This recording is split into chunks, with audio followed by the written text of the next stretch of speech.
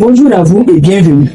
Je suis Madame Traoré et Valérie Thérèse. Je suis conseillère conjugale et familiale. Et aujourd'hui, nous allons parler d'un sujet qui est très essentiel. C'est la connaissance de soi. Parce qu'avant de s'engager dans le mariage, ou bien avant de chercher la bonne personne, il est important de se poser une question. Est-ce que je me connais vraiment? Parce que vous savez, beaucoup de personnes consacrent du temps à connaître leur futur conjoint. Mais très peu prennent le temps de se connaître eux-mêmes. Pourtant, un mariage solide commence par une personne qui se connaît. Mais qu'est-ce que la connaissance de soi? Quand on parle de connaissance de soi, qu'est-ce que ça veut dire? C'est le fait de bien se connaître. C'est-à-dire, c'est de savoir qui l'on est réellement, connaître ses qualités, ses défauts, son tempérament, ses valeurs, ses forces, ses faiblesses, mais aussi ses limites. Mais c'est aussi comprendre ce qui influence le comportement et les décisions, ainsi que le comportement. Maintenant, vous allez demander pourquoi est-ce si important de se connaître avant le mariage? Parce que vous savez, la façon dont vous connaissez influencera votre manière d'aimer, de communiquer, de gérer les conflits et de prendre vos responsabilités dans le couple. Une personne qui se connaît fait généralement des choix plus réfléchis, comprend mieux son conjoint et construit des relations plus équilibrées. Dans ce tutoriel, nous allons découvrir ensemble pourquoi la connaissance de soi est l'une des premières clés pour bâtir un mariage solide, durable et épanouissant. Et le premier aspect de la connaissance de soi, c'est de connaître sa personnalité. La personnalité, c'est ce qui fait de vous une personne unique. Elle se manifeste à travers vos qualités, vos défauts et votre tempérament. Nous allons commencer par les qualités. Chacun de nous a des qualités. Peut-être que vous êtes patient, généreux, honnête, organisé, ou à l'écoute des autres. Connaître ces qualités est important. Elle représente réellement ce que vous pouvez apporter à votre couple. Le mariage, ce n'est pas seulement recevoir, mais c'est aussi donner. Plus vous connaissez vos forces, plus vous pouvez les mettre au service de votre conjoint et de votre famille. Ensuite, il y a les défauts. Personne n'est parfait. Nous avons tous des aspects de notre caractère que nous devons améliorer. Vous pouvez être impatient, susceptible, jaloux, désordonné ou avoir du mal à communiquer. Reconnaître ces défauts n'est pas une faiblesse, au contraire, c'est une preuve de maturité. On ne peut pas changer ce qu'on refuse de reconnaître. Et enfin, il y a le tempérament. Quand on parle du tempérament, c'est quoi? C'est votre manière naturelle de réagir. Est-ce que vous êtes calme ou impulsif? Êtes-vous introverti ou extraverti? Êtes-vous réfléchi ou spontané? Connaître son tempérament permet de mieux comprendre ses réactions et d'éviter certaines attitudes qui créent des difficultés dans le couple. Plus vous connaissez votre personnalité, plus vous êtes capable de grandir, de vous améliorer et de construire une relation harmonieuse. Avant de chercher à connaître l'autre, prenez d'abord le temps de vous connaître vous-même, de savoir qui vous êtes. Le deuxième point, c'est de connaître ses valeurs. Les valeurs, ce sont les principes qui guident notre manière de vivre. Ce sont les choses que nous considérons comme importantes et qui influencent nos choix, nos comportements, nos décisions. Par exemple, pour certaines personnes, l'honnêteté est une valeur essentielle. Pour d'autres, ce sera le respect, la fidélité, la responsabilité, le travail, l'argent, ou encore la solidarité. Chacun a ses propres valeurs et il est important de les identifier.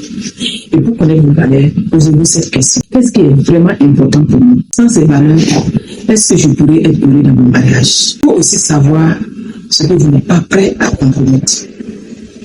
Attention, cela ne signifie pas être rigide ou refuser tout dialogue. Cela signifie plutôt connaître les principes essentiels sur lesquels vous ne souhaitez pas céder, parce qu'ils sont au cœur de votre identité et de votre vision du mariage. Par exemple, si la fidélité est une valeur fondamentale pour vous, vous ne serez pas prêt à accepter l'infidélité. Si le respect est essentiel pour vous, vous ne pouvez pas vivre dans une relation où les insultes ou les humiliations sont fréquentes. Lorsque deux personnes partagent des valeurs communes, ils prennent plus facilement des décisions ensemble, traversent les difficultés avec plus d'unité et construisent un mariage plus solide. Avant de choisir un conjoint, prenez le temps de connaître vos valeurs et de vérifier si elles sont compatibles avec celles de l'autre. Maintenant, nous allons aborder le troisième point, c'est le fait de connaître ses besoins et ses attentes.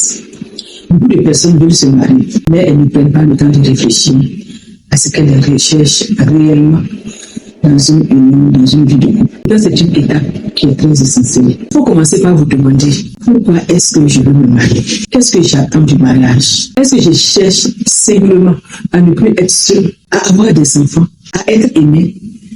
Ou est-ce que je veux construire une véritable vie de couple fondée sur l'amour, le respect et l'engagement? Il est aussi important de connaître vos besoins. Chaque personne a des besoins affectifs, émotionnels, spirituels ou matériels qui vous sont spécifiques. Par exemple, vous pouvez avoir besoin de respect, d'écoute, d'affection, de confiance, de soutien, d'une bonne communication. Connaître ces besoins permet de mieux les exprimer et d'éviter d'attendre que l'autre les dévie. Enfin, réfléchissez à ce que vous attendez de votre futur conjoint. Quelles sont les qualités qui vous semblent indispensables? Recherchez-vous une personne honnête, fidèle, responsable, respectueuse, travailleuse ou capable de dialoguer? Attention cependant à ne pas dresser une liste de critères irréalistes. Aucun homme et aucune femme n'est parfait. Cherchez avant tout une personne dont les valeurs, les objectifs et la vision du mariage sont compatibles avec les vôtres. Quand vous connaissez vos besoins et vos attentes, vous faites un choix plus réfléchi. Vous ne vous engagez pas sous l'effet des émotions ou de la pression, mais vous vous engagez avec une vision claire de ce que vous voulez construire. C'est une base solide pour un mariage durable et épanoui. Ok, maintenant le quatrième point que nous allons aborder, c'est de reconnaître ses blessures et ses faiblesses. Nous avons tous une histoire. Les expériences que nous avons vécues, qu'elles soient positives ou douloureuses, laissent souvent des traces et influencent notre manière de penser, d'aimer et de réagir. Par exemple, une personne qui a grandi dans un climat de violence ou qui a vécu une trahison peut avoir du mal à faire confiance. Une autre qui a été souvent rejetée peut avoir constamment besoin de la rassurer. Ces blessures ne sont pas une fatalité, mais il est important d'en prendre conscience. Il est également nécessaire de reconnaître ses faiblesses. Peut-être avez-vous du mal à gérer votre colère, à communiquer, à pardonner, à écouter ou à accepter les critiques. Personne n'est parfait, mais chacun peut travailler sur lui. Se connaître, c'est aussi avoir l'humilité de dire « oui, j'ai des points à améliorer ». Ce n'est pas un signe de faiblesse, mais c'est plutôt une preuve de maturité. Avant le mariage, prenez le temps de guérir autant que possible de vos blessures et de corriger les comportements qui pourraient nuire à votre future vie de couple. Plus vous êtes en paix avec vous-même, plus vous serez capable de construire une relation saine, équilibrée et durable. N'oubliez jamais que le mariage ne guérit pas automatiquement les blessures du passé. C'est à chacun de faire sa part de travail sur soi, afin de ne pas faire porter à son conjoint le poids de ses souffrances. Parlons maintenant du cinquième point, qui est celui de connaître ses capacités et ses limites. Vous savez, se connaître, ce n'est pas seulement reconnaître ses qualités et ses défauts, c'est aussi savoir ce que l'on est capable d'apporter dans une vie de couple. Reconnaître les domaines dans lesquels on a encore besoin de grandir. Posez-vous cette question. Qu'est-ce que je peux apporter à mon futur conjoint?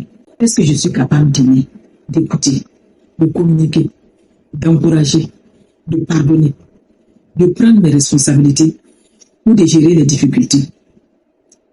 Chacun de nous a des compétences qui peuvent contribuer au bonheur du couple, mais il est tout aussi important de reconnaître ses limites. Peut-être avez-vous encore du mal à maîtriser votre colère, à gérer vos finances, à exprimer vos émotions, à dialoguer calmement ou à faire des compromis. Reconnaître ses limites n'est pas un aveu d'échec, c'est une preuve de lucidité et de maturité. Le mariage est une école où l'on continue d'apprendre et de grandir.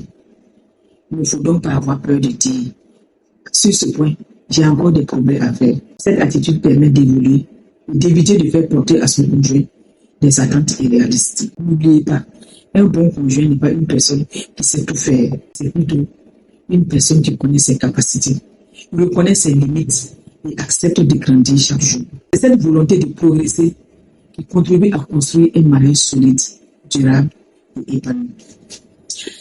Après tout ce que nous venons de voir, vous comprenez certainement.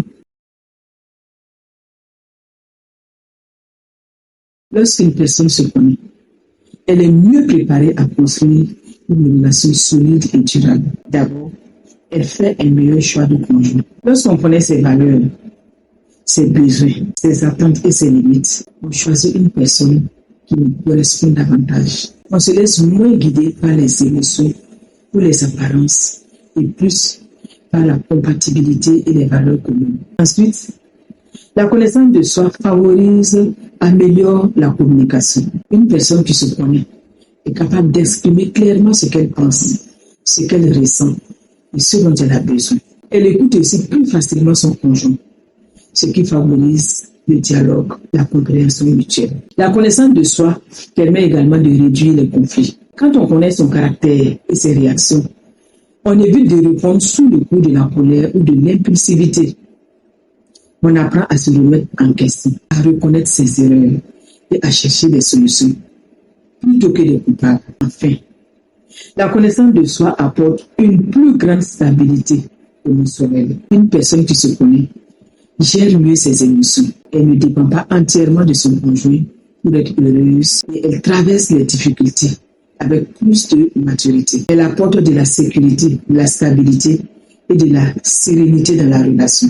En résumé, la connaissance de soi est l'un des meilleurs investissements que vous puissiez faire avant le mariage. Plus vous vous connaissez, plus vous serez capable d'aimer de manière saine, de communiquer avec sagesse et de bâtir une manière solide, durable et épanouie. Avant de terminer ce tutoriel, je vous propose un petit exercice. Prenez quelques minutes, un cahier et un stylo et répondez à ces questions avec sincérité.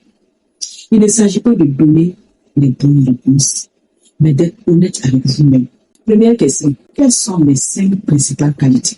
Deuxième question, quels sont les 5 défauts, comportements que je dois améliorer? Troisième question, quelles sont les 5 valeurs les plus importantes pour moi? Quatrième question, quels sont mes principaux besoins et qu'est-ce que j'attends du mariage et de mon futur conjoint? Cinquième question, quelles blessures ou expériences passées influencent encore ma façon de penser ou d'agir?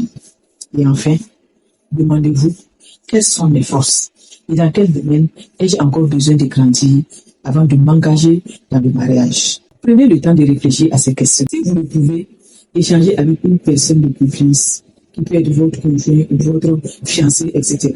Ou encore un conseiller qui pourra vous aider à mieux vous connaître. Cet exercice est une première étape vers une meilleure connaissance de vous-même. Et rappelez-vous, un mariage solide commence toujours par une personne qui a appris à se connaître et qui continue de grandir. Nous arrivons au terme de ce tutoriel. J'espère que vous avez compris que la connaissance de soi n'est pas un luxe, mais une nécessité.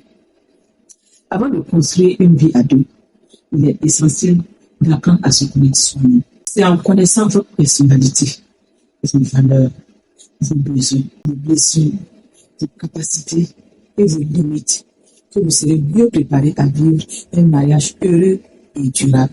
Retenez bien ce message. Avant de chercher la bonne personne, devenez une personne qui se connaît et qui continue de grandir. Le meilleur cadeau que vous puissiez offrir à votre futur conjoint, c'est une personne qui travaille chaque jour à devenir une meilleure version d'elle-même.